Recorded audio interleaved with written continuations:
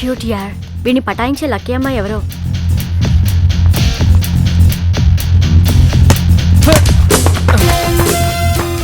Sorry brother, లేరు అనుకున్నాను.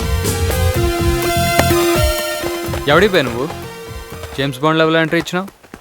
బళ్ళారి నుంచి ట్రాన్స్ఫర్ అయ్యి వచ్చాను. నా పేరు రితేష్. ఫస్ట్ ఇయరా? యా.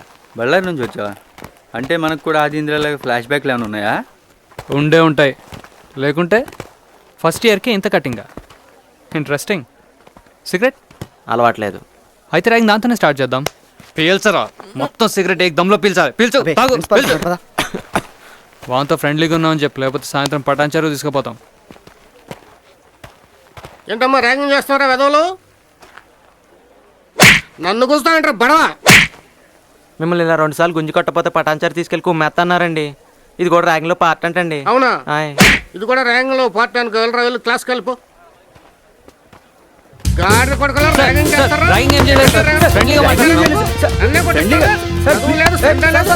విధవేషాలు వేశారు, కాళ్ళు ఏర్పడుతున్నాయి అనుకున్నా. వెళ్ళండి, క్లాస్కి వెళ్ళండి. వచ్చిన రోజునే బాబుకి ఎవరా నమ్ముంటే సాయంత్రం రోహిణి పార్క్ రా. నడి క్యాంపస్లో సిగ్గు లేకుండా ప్రిన్సిపల్ చేత ముడ్డి మీద తెన్నించుకున్నాం. ఇప్పుడేమైందిరా నీ మిస్టర్ కాలేజ్ ఇమేజ్? సీకు సింతపండే శ్రీకాకుళం గట్టర్లో కలిసిందా? ఏయ్, ఇది ముస్లిం మెజారిటీ కాలేజ్.